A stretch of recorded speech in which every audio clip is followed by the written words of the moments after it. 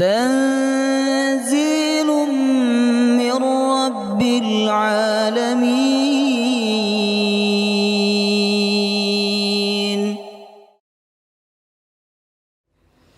الحمد لله رب العالمين، نحمده ونستعينه ونستغفره ونعوذ بالله من شرور أنفسنا ومن سيئات أعمالنا، من يهده الله فلا مضل له ومن يضلل فلا هادي له، أشهد أن لا إله إلا الله وحده لا شريك له، وأشهد أن محمدا عبده ورسوله لا نبي ولا رسول بعده. اللهم صل وسلم على سيدنا ونبينا محمد وعلى آله وصحبه أجمعين.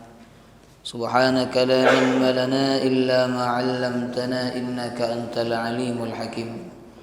اللهم إنا نسألك علما نافعا ورزقا طيبا وعملا متقبلا، آمين يا رب العالمين. Alhamdulillah, kita wajib untuk bersyukur kepada Allah karena dengan nikmat Allah Subhanahu wa taala kita bisa berkumpul di tempat ini. Kita hadir di dalam majelis ilmu ini bukan karena kita kuat, bukan karena kita hebat, tapi karena pertolongan Allah Subhanahu wa taala.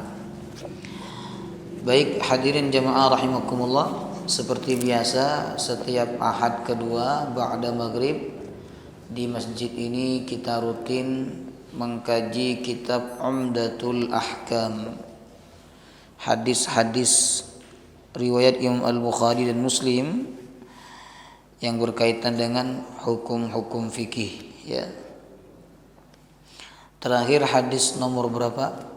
Sekarang masuk bab yang ke-14. Sifat salatin Nabi sallallahu alaihi wasallam. Sifat-sifat salat Nabi atau tata cara salat Nabi. Sebenarnya tata cara salat Nabi itu tidak ada yang baru. Dari dulu sampai sekarang tidak ada perubahan. Jamaah rahimakumullah. Ya. Dan memang kita sebagai seorang muslim wajib mempelajari bagaimana tata cara sholatnya Nabi sallallahu alaihi wasallam. Karena ibadah apapun dalam agama ini wajib mengikuti contoh dari Nabi sallallahu alaihi wasallam, ya. Nah, cara sholat Nabi tentu kita tidak bisa melihat secara langsung karena kita tidak hidup di zaman Nabi. Kita tidak bisa melihat Nabi karena Nabi 14 abad yang lalu sudah wafat menghadap kepada Allah. Lalu bagaimana cara kita bisa mengetahui dan mengikuti tata cara sholat Nabi SAW? Yaitu melalui hadis-hadis, melalui cerita dari para sahabat, praktek dari para sahabat, kemudian dari para sahabat itu turun kepada ulama, dari ulama ke ulama sampai kepada kita, ya. Baik, kita baca hadisnya 86 halaman 63. An Abi Hurairah radhiyallahu anhu, dari sahabat Abu Hurairah radhiyallahu anhu. Sahabat ini paling banyak meriwayatkan hadis Nabi, sekitar 5.370-an hadis yang dihafalkan dan disampaikan kepada sahabat yang lain, bahkan disampaikan kepada kita semua, ya. Padahal Islamnya beliau ini hanya 3 tahun. Beliau Islam ketika Nabi usia 60, Nabi usia 63, beliau Nabi wafat, ya. Berarti Islamnya hanya 3 tahun, tapi paling banyak menghafalkan hadis karena memang konsen, jadi kemana-mana ikut Nabi. Bahkan beliau ini termasuk ahlus sufah yang tinggal di masjid, dan beliau diberikan kelebihan oleh Allah ingatan yang kuat, ya. Beliau pernah berdoa dan doanya diaminkan oleh Rasulullah. Allahumma inni as'aluka ilman la yunsa. Ya Allah, aku minta kepadamu ilmu yang tidak lupa atau tidak dilupakan.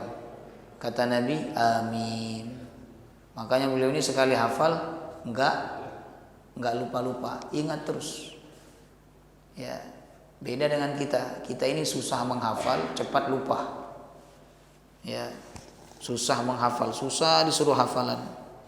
Udah hafal, tahu-tahu belum sampai 1 jam udah lupa. Itu penyakit kita. Jemaah rahimakumullah. Ya.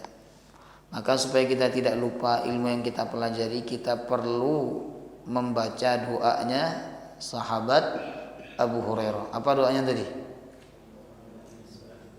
Allahumma inni as'aluka ya. Allahumma inni as'aluka ilman la yunsa. Nah, beliau bercerita, kana Rasulullah sallallahu alaihi wasallam idza kabbara fi shalah sakata hunayha qabla ay yaqra'a. Rasulullah itu apabila sudah takbiratul ihram fi shalah, di dalam salat, maka beliau berhenti hunayha sejenak. Berarti kedengarannya enggak kedengaran baca apa-apa. Habis takbir Allahu Akbar, enggak ada suara yang keluar dari lisan Nabi saat ngimami. Qabla ay yaqra'a, sebelum beliau membaca surah Al-Fatihah. Jadi berhentinya enggak lama atau diamnya tidak lama, jemaah rahimakumullah. Maka sahabat Abu Hurairah penasaran, Nabi itu diam saja atau ada yang dibaca setelah takbiratul ihram sebelum Al-Fatihah? Beliau bertanya kepada Rasulullah, "Ya Rasulullah, bi abi anta wa ummi, ibuku dan ayahku menjadi tebusan bagimu." Ini menunjukkan kesungguhan para sahabat ingin mencari tahu tentang amalan Rasulullah. Ara'aita sukutaka bainat takbir wal qiraah ma taqul. Bagaimana tentang diammu antara takbiratul ihram dan bacaan Al-Fatihah? Panjenengan diam saja atau ada yang dibaca? Kalau ada yang dibaca, apa yang kau baca antara takbiratul ihram dan surah Al-Fatihah? Kemudian Nabi sallallahu alaihi wasallam menjawab, aku membaca Allahumma ba'id baini wa baina khataayaya kama ba'adta bainal masyriqi wal maghrib. Allahumma naqqini min khataayaya kama yunaqqas thawbul abyadu minad danas. Allahumma ghsilni min khataayaya bil ma'i wath thalji wal barad. Hafal ya? Mas Andri hafal? Nah, ini doa iftitah ya. Nah, perlu diketahui ya bahwa doa iftitah itu banyak, hadisnya sangat banyak, Bapak Ibu. Tidak hanya ini ya, tidak hanya Allahumma ba'id. Dan doa iftitah itu tidak ada kaitannya dengan ormas ya. Doa iftitah itu enggak ada kaitannya dengan ormas. Kalau Allahumma ba'id Muhammadiyah berarti, kalau Allahu Akbar kabira NU, enggak ada kaitannya. Karena doa itu sudah ada sebelum adanya NU dan Muhammadiyah ya. Banyak juga orang Muhammadiyah doa iftitahnya Allahu Akbar kabira ya. Ada juga orang NU doa iftitahnya Allahumma ba'id. Dan banyak juga orang NU, orang Muhammadiyah enggak hafal doa iftitah. Berarti itu bukan NU, bukan Muhammadiyah. Nah, maka jangan dikait-kaitkan amalan dari Nabi kepada ormas-ormas tertentu ya. Baik, memang banyak Bapak Ibu riwayat-riwayat yang menyebutkan tentang doa iftitah. Tapi dari sekian banyak riwayat tentang doa iftitah atau bacaan iftitah. Iftitah artinya bacaan pembuka. Karena setelah takbir membaca kalimat itu. Dari sekian banyak doa iftitah atau bacaan iftitah, yang paling masyhur hanya ada 3 yang paling masyhur. Ya. Yang pertama ini yang ada di dalam hadis ini. Allahumma ba'id baini wa baina khataayaya dan seterusnya. Ini yang paling banyak dipakai oleh umat Islam dari dulu sampai zaman sekarang, ya. Kemudian yang kedua, jamaah rahimakumullah, yang paling masyhur adalah wajjahtu wajhiya lilladzi inni wajjahtu wajhiya alladzi fataras samawati wal arda hanifan musliman. Ini banyak yang hafal karena di sekolah-sekolah dulu diajarkan yang ini, ya kan? Allahu akbar kabira walhamdulillahi katsira subhanallahi bukratan wa asila inni wajjahtu wajhiya lilladzi fataras samawati wal arda dan seterusnya. Yang ketiga, doa iftitah yang masyhur riwayat Imam Abu Daud dari Sayyidah Aisyah radhiyallahu anha. Dan ini yang dipakai oleh sahabat Umar. Bahkan banyak sahabat-sahabat yang memakai doa iftitah ini karena pendek. Subhanakallahumma wa bihamdika, itu doa kafaratul majlis. Subhanakallahumma wa bihamdika wa tabarakasmuka wa ta'ala jadduka wa la ilaha ghairuka. Hafal enggak? Enggak hafal ya.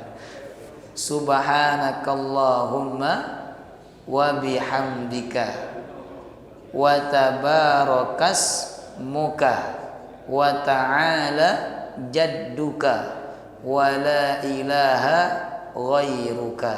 Pendek ini. Kalau yang Allah mabain kan panjang ya. Allahu akbar kabira juga panjang, Bapak. Kalau panjenengan ngimami salat tarawih atau salat tarawih baca yang pendek. Subhanakallahumma wa bihamdika wa tabarakasmuka wa ta'ala jadduka wa la ilaha ghairuka. Udah. Langsung baca Al-Fatihah.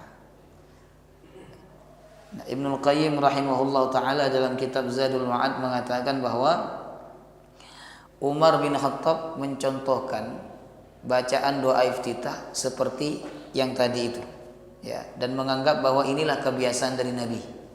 Jadi Umar menganggap kebiasaan Nabi, doa iftitah yang paling sering dibaca oleh Nabi adalah Allahumma subhanakallahumma wa bihamdika wa tabarakasmuka wa ta'ala jadduka wa la ilaha ghairuka. Ya. Bahkan biasanya sahabat Umar bin Khattab ketika membaca doa iftitah yang tadi subhanakallahumma, Bapak Ibu, itu biasanya dibaca dengan suara yang dapat kedengaran. Subhanakallahumma wa bihamdika wa tabarakasmuka wa ta'ala jadduka wa la ilaha ghairuka, supaya orang-orang di belakang Umar bisa menghafalnya dan bisa mencontohnya. Jadi kita boleh menjaharkan bacaan yang sir di dalam sholat dengan tujuan untuk mengajarkan. Tapi kalau tidak ada tujuan untuk mengajarkan, maka tidak boleh, karena dapat mengganggu konsentrasi orang lain yang sholat, ya. Baik. Sebelum masuk pelajaran hadis ini mengenai hukum iftitah, jamaah rahimakumullah, hukumnya sunnah, tidak wajib.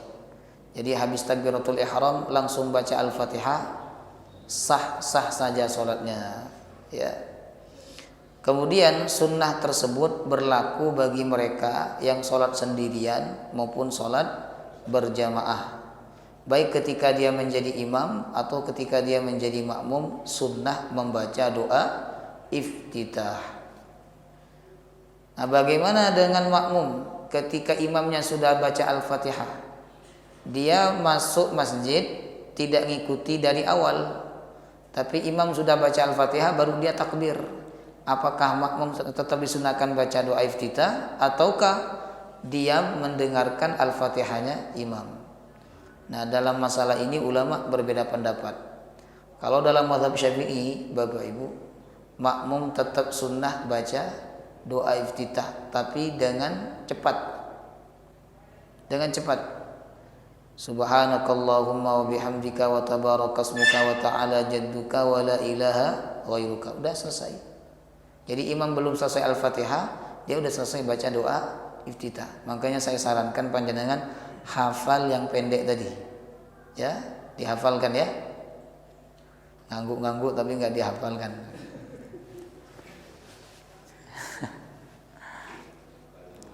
Kemudian pendapat lain, pendapat jumhur ini selain pendapat mazhab Syafi'i, mengatakan bahwa kalau imam sudah baca Al-Fatihah, maka makmum tidak perlu lagi baca doa iftitah. Kalau imamnya sudah baca Al-Fatihah, makmum belum selesai baca doa iftitah, maka berhenti, jangan diteruskan iftitahnya. Diam dan dengarkan bacaan Al-Fatihahnya imam. Ya. Bisa dipahami ya? Baik. Dari hadis ini ada 5 pelajaran penting yang perlu kita perhatikan Bapak Ibu. Yang pertama, pentingnya bertanya mengenai masalah agama dalam rangka mencari tahu dan mengamalkan ya. Ini penting kita bertanya urusan agama ini.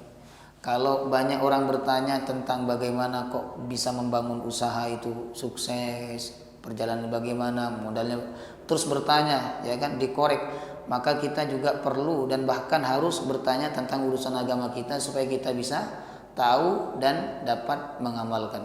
Sebagaimana sahabat Abu Hurairah ya bertanya kepada Nabi. Sebenarnya kan sahabat ini kalau cuek udah aja diam, habis takbir diam sebagaimana Nabi diam. Tapi sahabat ini ingin tahu sebenarnya Nabi diam saja atau ada yang dibaca ketika antara takbir dan Al-Fatihah ya. Ini pentingnya bertanya dalam urusan agama. Kalau kita bertanya lalu berkah pertanyaan kita itu orang tahu, maka kita dapat pahala. Coba bayangkan sahabat Abu Hurairah ini, berapa banyak pahalanya beliau ketika orang baca Allahumma ba'id baini wa baina khatayaya. Itu tidak hanya Nabi yang dapat pahalanya, sahabat Abu Hurairah yang menjadi sebab riwayat ini tersampaikan kepada kita itu juga mendapatkan pahala yang besar. Subhanallah. Kemudian Bapak Ibu, disunnahkan membaca bacaan iftitah di antara takbiratul ihram dan Al-Fatihah secara sir, tidak jahar. Sir itu hanya didengar oleh kita sendiri. Orang di sebelah kita tidak mendengar. Dan tidak disunnahkan mengawali dengan bismillah. Jadi habis takbir Allahu Akbar langsung Allahumma ba'id atau Allahu Akbar kabira atau subhanakallahumma wa bihamdika. Gak usah a'udzubillahi minasyaitonirrajim. Bismillahirrahmanirrahim. Allahumma ba'id baini wa baina khatayaya kama ba'adta. Itu tidak disunnahkan. Bahkan sebagian ulama memakruhkan. Kecuali karena doa iftitah ini bukan ayat Al-Quran. Baru kita kalau ingin baca ayat Quran, sunnah baca ta'awuz. Sunnah. Jadi mau baca Al-Fatihah, sunnah baca ta'awuz dulu sama basmalah. A'udzubillahi minasyaitonirrajim. Bismillahirrahmanirrahim. Alhamdulillahirabbil alamin dan seterusnya. Nanti baca surat sudah tidak perlu ta'awuz. Kenapa? Sudah ta'awuz tadi di awal Al-Fatihah. Paham ya? Nah. Kemudian pelajaran yang ketiga, tidak ada diam begitu saja tanpa bacaan atau zikir di dalam sholat kecuali bagi makmum yang mendengarkan bacaan imam. Jadi di dalam sholat kita nggak boleh diam kosong, nggak boleh. Harus ada yang dibaca, jemaah Allah. Diam kosong dan mendengarkan itu hanya makmum mendengarkan bacaan imam. Jadi kalau panjenengan misalnya ruku udah baca tasbih 3 kali tapi imamnya masih belum bangun, jangan diam saja, tetap baca tasbih terus sampai 4 kali, 5 kali, 6 kali ya. Tidak ada diam kosong di dalam sholat kecuali mendengarkan bacaan imam ya. Sebagaimana hadis ini bahwa ketika Nabi diam, kelihatannya diam, tidak baca apa-apa kelihatannya antara takbir dan Al-Fatihah, ternyata beliau membaca doa iftitah. Ya. Misalnya panjenengan sholat duhur, imamnya agak lama sholat duhur, ya, Al-Fatihahnya pelan, Alhamdulillah pelan Al-Fatihahnya. Panjenengan sudah selesai Al-Fatihah, baca surat sudah selesai, sedangkan imamnya masih belum rukuk. Panjenengan tambah dengan surat yang lain. Ya, tambah dengan kulhu, tambah dengan Al-Ikhlas, An-Nas, Al-Falaq. Kalau enggak hafal yang lain gimana? Hafalnya cuma kulhu. Ya sudah diulang-ulang kulhu itu. Siapa suruh enggak hafal yang lain? Ya. Kemudian jamaah rahimakumullah, hadis ini juga memberikan pelajaran kepada kita semua bahwa doa yang paling baik yaitu doa di dalam sholat, terutama doa meminta ampun kepada Allah.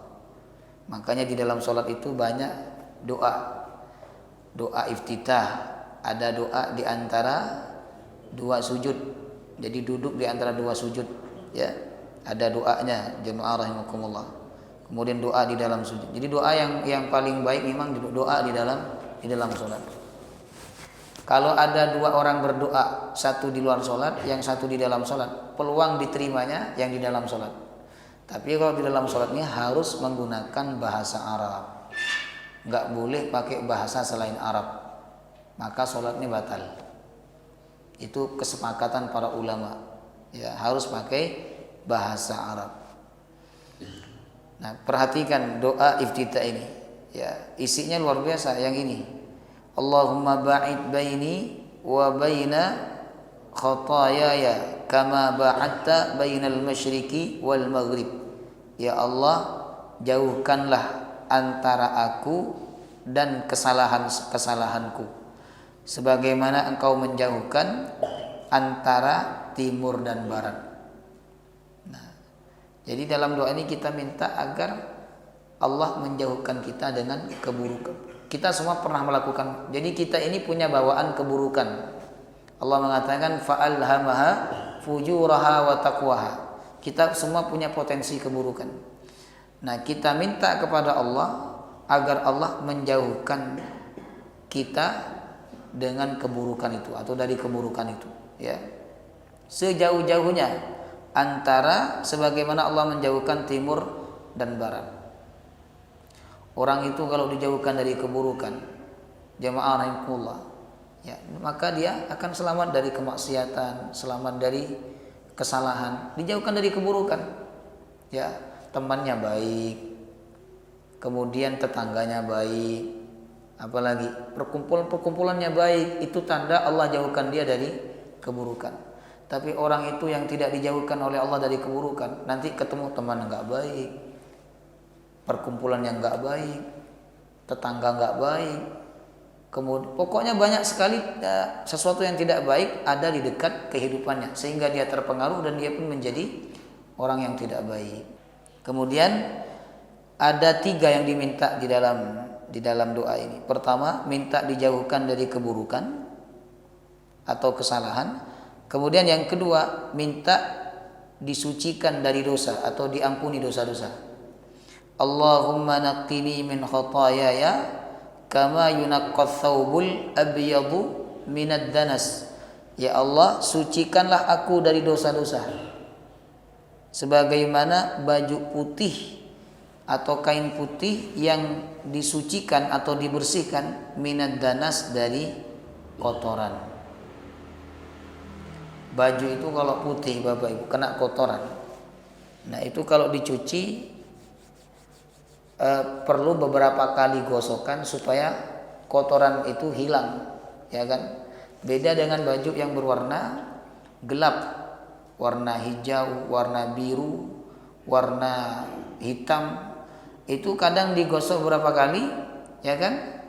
Udah dianggap bersih, padahal sebenarnya masih menempel kotorannya. Jamaah rahimakumullah. Makanya Nabi itu kan suka pakai baju putih, karena baju putih itu kalau kotor cepat kelihatan.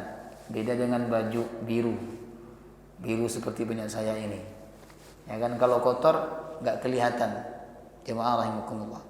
Nah, kita minta kepada Allah agar dosa kita dihapus, diampuni, dibersihkan sebagaimana kotoran yang ada di kain putih.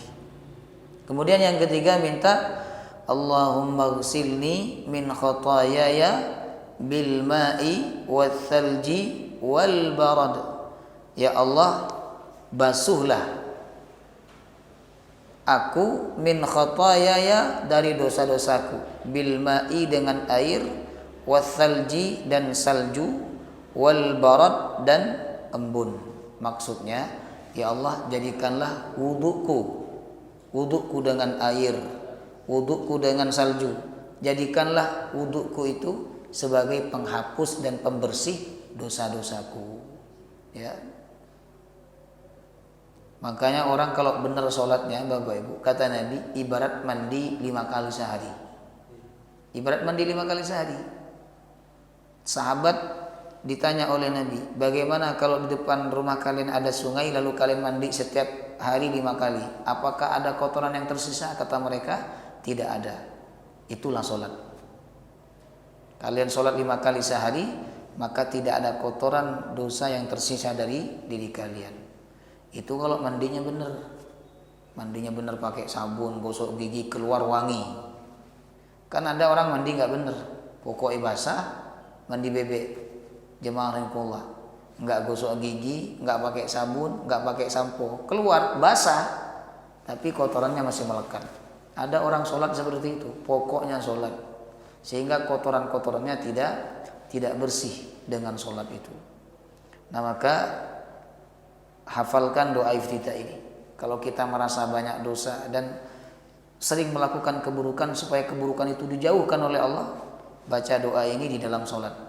Allahumma ba'id baini wa baina khotaayaya kama ba'adta bainal masyriqi wal maghrib. Allahumma naqqini min khotaayaya kama yunaqqa thawbul abyadu minad danas.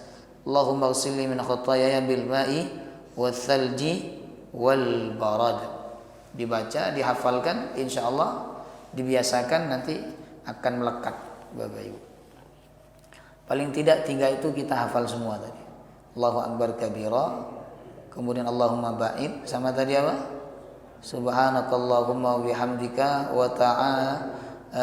wa tabarakasmuka wa ta'ala jadduka wa la ilaha ghairuka. Ya. Kita lanjut hadis 87. An Aisyah radhiyallahu anha, dari Sayyidah Aisyah radhiyallahu anha, istri Nabi yang paling muda usianya. Qalat, beliau bercerita, ya. Jadi orang yang paling sering melihat gerakan sholat Nabi adalah istri Nabi, Bapak Ibu, yang paling sering. Kenapa? Karena bukan istri Nabi ini kan di rumah, tidak berjamaah di masjid. Bagaimana mereka bisa melihat gerakan sholat Nabi? Karena Nabi itu melaksanakan sholat sunnah di rumah. Adapun sholat wajib, yang tahu tentang sholat wajibnya Nabi itu kebanyakan adalah para sahabat. Ya. Adapun sholat sunnah, ini yang paling paham gerakan-gerakannya, bacaannya adalah istri Nabi. Ya. Dan istri Nabi yang paling cerdas dan kuat ingatannya adalah Aisyah radhiyallahu anha. Ya, cerdas. Makanya Allah takdirkan Nabi menikah dengan Aisyah. Adapun istri Nabi yang lain, Hafsah, siapa lagi? Maria. Jarang sekali hadis riwayat Maria, Hafsah. Ada tapi sedikit sekali. Yang banyak itu Aisyah radhiyallahu anha. Ya. Beliau bercerita, kana Rasulullah sallallahu alaihi wasallam yastaftihus shalah bit takbir wal qiraah bi alhamdulillahi rabbil alamin. Rasulullah itu ketika memulai salat, maka beliau bertakbir, takbiratul ihram, Allahu akbar, dan langsung membaca alhamdulillahi rabbil alamin arrahmanir rahim dan seterusnya. Baca doa iftitah enggak ini?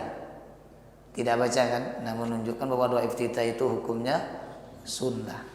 Dan di sini enggak baca bismillah. Aisyah tidak mengatakan Nabi baca bismillahirrahmanirrahim alhamdulillahi rabbil alamin.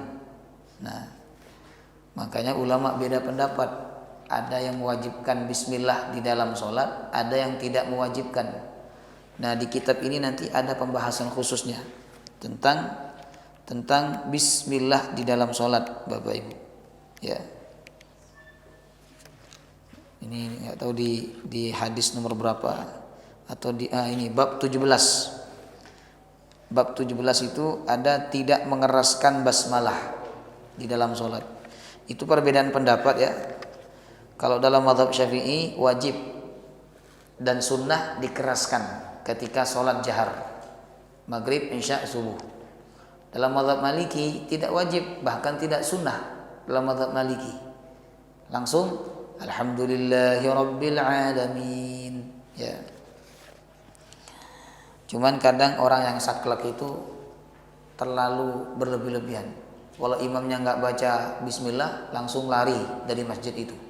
Kamu sholat di masjid itu, kenapa? Dianggap imamnya batal karena nggak baca bismillah.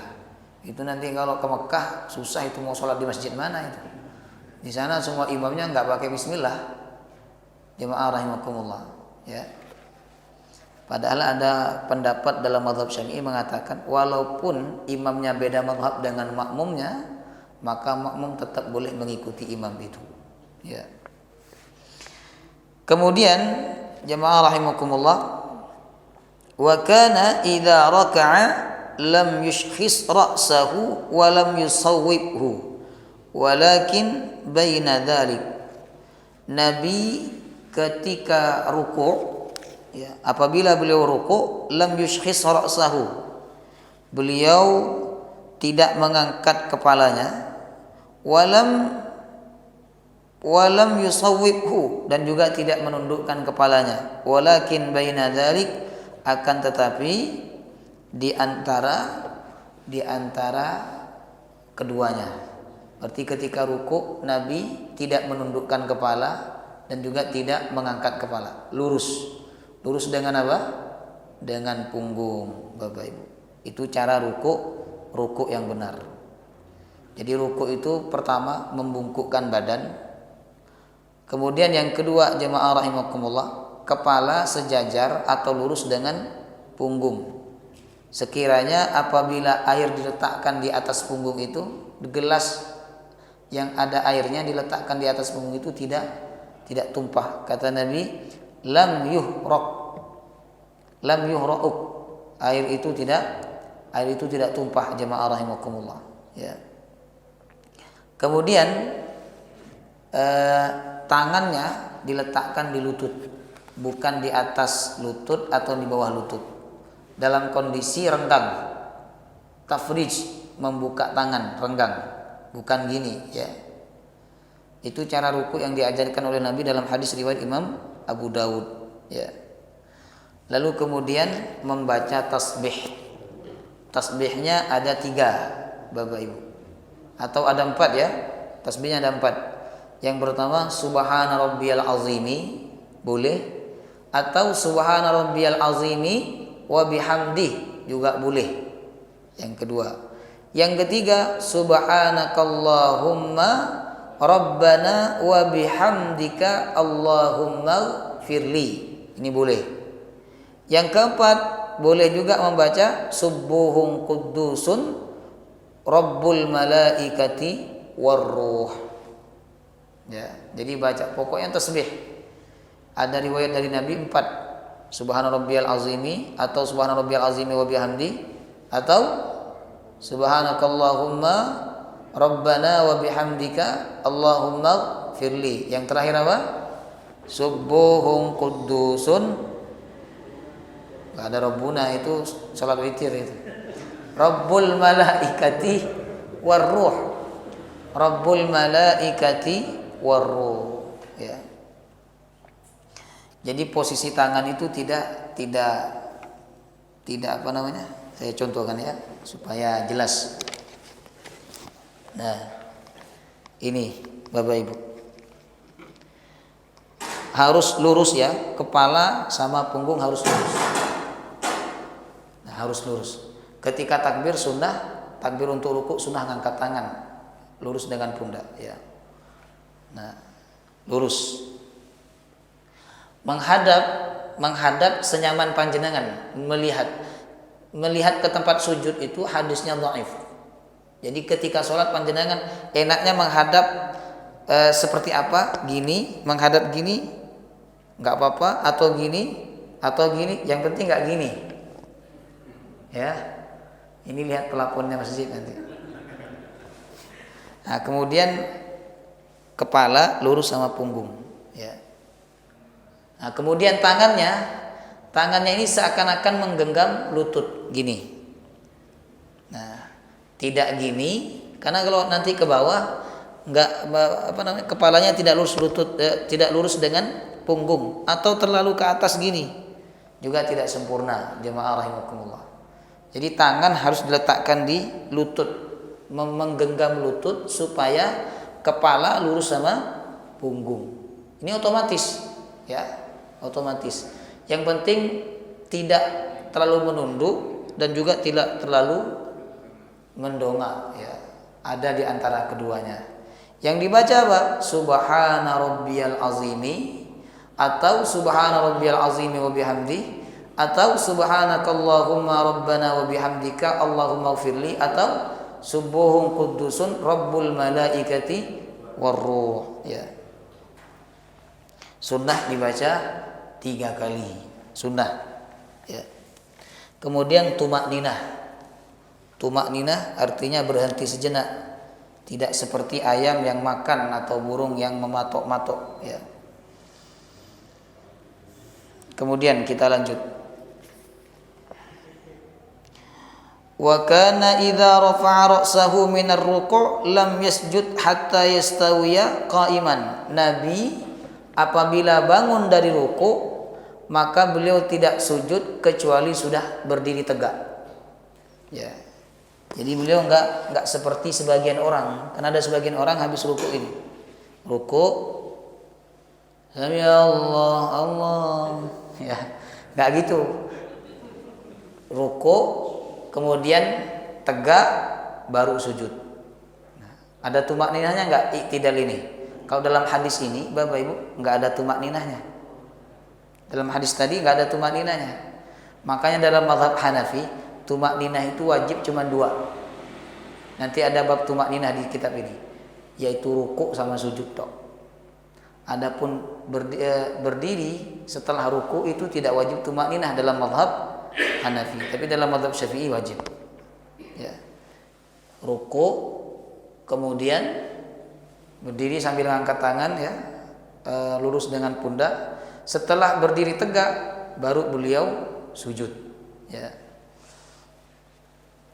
Kemudian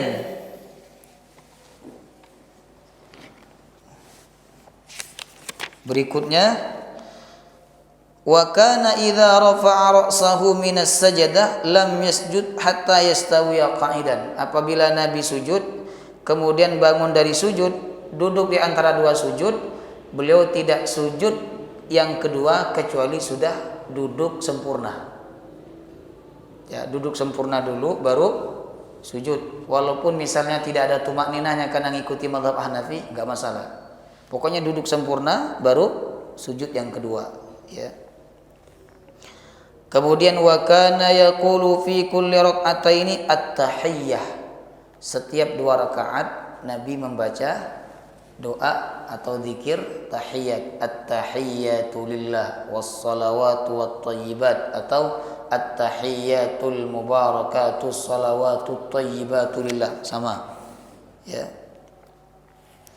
Baik rakaat kedua maupun rakaat terakhir, rakaat ketiga atau rakaat keempat, ya. Wa kana yafrishu rijlahul yusra wa yansibu rijlahul yumna. Ketika beliau tahiyat, beliau yafrishu rijlahul yusra. Beliau membentangkan kaki kirinya, wa yansibu rijlahul yumna, dan meluruskan kaki kanannya. Insyaallah panjenengan sudah paham, ya.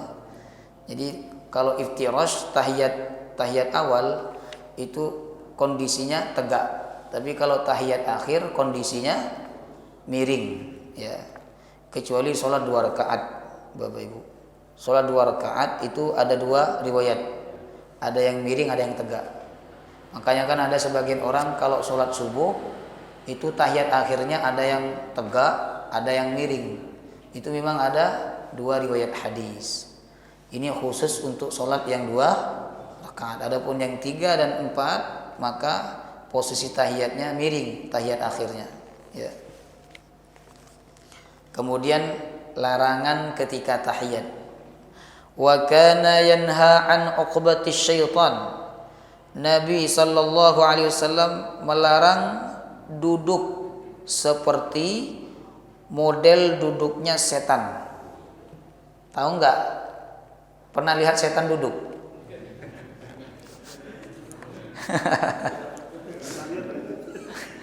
Ini saya nggak pernah lihat ya, tapi dicontohkan sama guru-guru.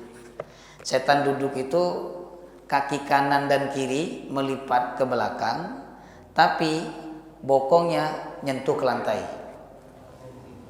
Contohkan, saya nggak bisa mencontohkan. Yang mencontohkan, Akbar nggak bisa, gemuk antum. Gini ya. Ini biasanya orang yang kena kolesterol dianjurkan duduk seperti ini. Berarti setan tuh kolesterol ya. Ini ya. Cara duduk setan begini. Oh, agak susah memang. Kok mampu setan duduk gitu ya? Ya. Jadi Nabi melarang kita tahiyat duduknya seperti duduk syaitan. Kemudian dalam kitab ini juga ada larangan wa yanha ayyaftarishar rajul dira'aihi iftirashas sabu', ya. Dan beliau juga melarang seseorang menduduki kedua kakinya seperti model duduk binatang buas. Ini dalam satu riwayat seperti orang yang sujud tapi seperti binatang buas yang duduk, seperti anjing yang duduk. Anjing kalau duduk gimana? Jadi tangannya begini, ya. Ini hukumnya makruh, tidak sampai membatalkan sholat, ya, makruh. Karena ini menunjukkan kemalasan dan ketidaksungguhan di dalam sholat. Harus diangkat, ya, harus bolong, ketiaknya harus kelihatan, Bapak Ibu, ya.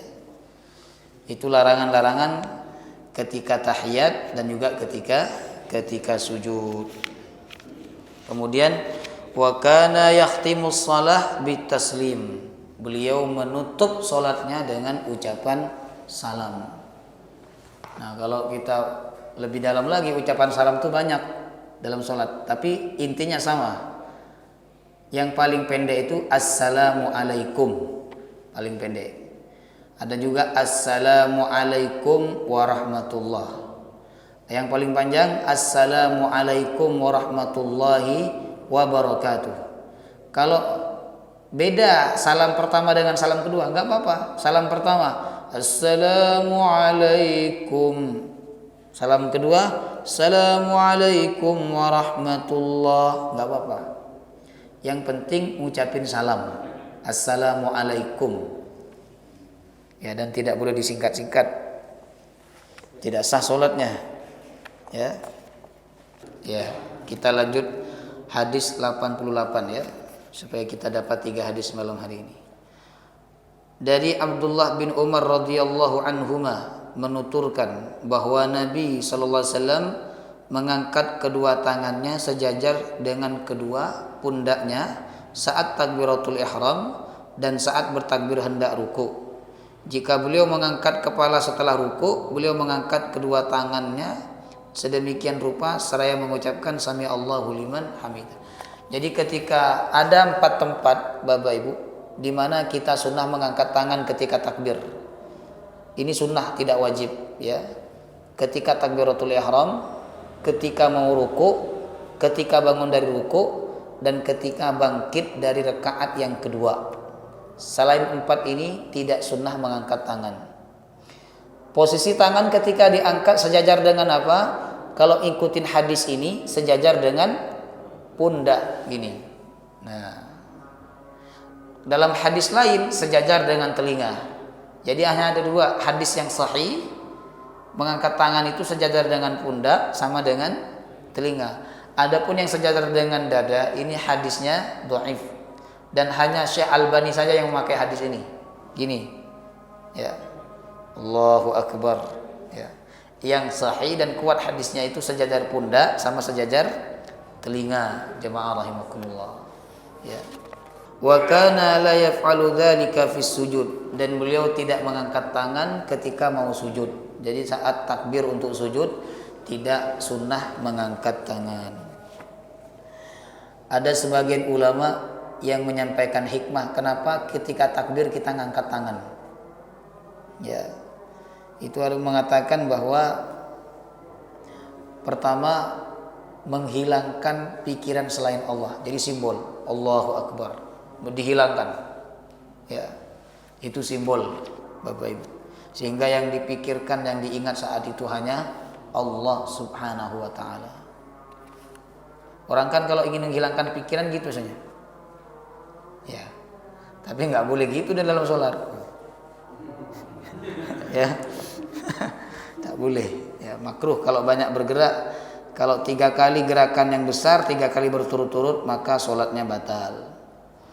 Ada pertanyaan? Nah, silakan.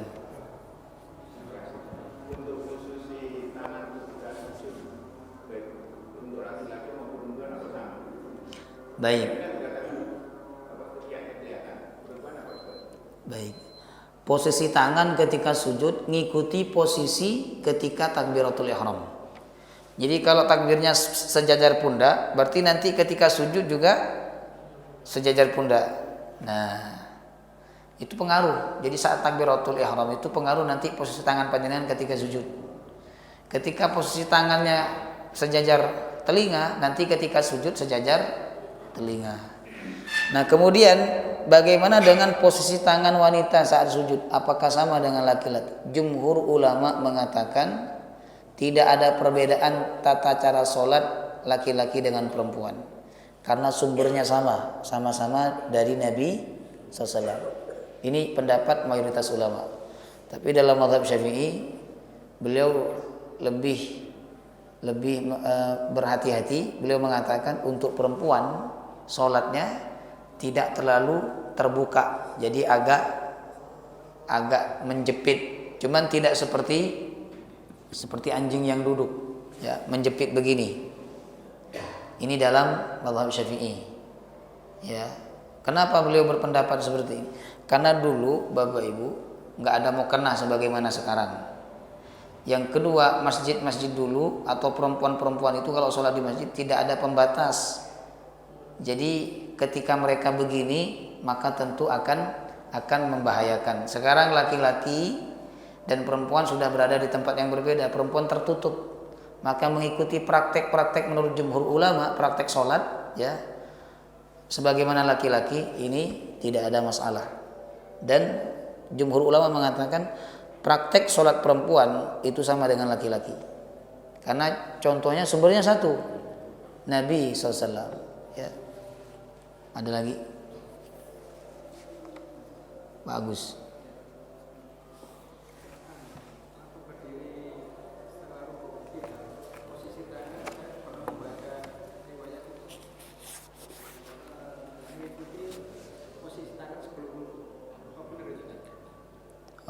Posisi tangan ketika i'tidal, apakah netral, gini netral, ataukah dilipat sebagaimana posisi tangan sebelum ruku?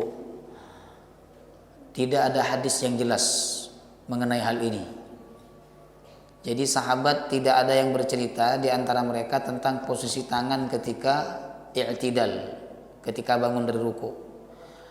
Maka jumhur ulama mengatakan ketika tidak ada hadis yang menyebutkan tentang posisi tangan saat i'tidal, maka netral, kembali ke netral, berarti netral, netral. Kalau netral gimana? Ini gini, ya. Ada sebagian lain mengatakan berarti kembali ke posisi awal. kalau nggak ada hadisnya? Kembali ke posisi awal, berarti melipat. Makanya kan ada dua riwayat itu, ada dua pendapat, ada yang melipat, ada yang netral. Ya, panjenengan boleh memakai dua-duanya, mau netral boleh, melipat juga boleh. Jamaah rahimakumullah. Ya. Allah taala alam. Semoga bermanfaat. Ada lagi? Kita cukup ya? Oh, ada. Akbar. Ayo. Saat imam membaca sami Allah liman hamidah, makmum boleh sami Allah atau cuma Rabbana. Ada hadisnya. Bulan depan masuknya. Ya. Ada hadisnya berikut ini, nanti ada hadisnya. Dalam pendapat Imam Nawawi mengatakan makmum tetap sunnah mengucapkan sami Allahu liman hamidah. Jadi makmum tetap sunnah sami Allahu liman hamidah dan menjawab Rabbana walakal hamd. Dalam pendapat Imam Nawawi ketika mensyarih hadis tentang sami Allahu liman hamidah. Ya. Walaupun di dalam hadis ini dikatakan Nabi membaca sami Allah, makmumnya menjawab Rabbana walakal hamd. Ya. Wallahu taala alam bis-shawab. Subhanakallahumma wa bihamdika asyhadu an la ilaha illa anta astaghfiruka wa atubu ilaik. Assalamualaikum warahmatullahi wabarakatuh.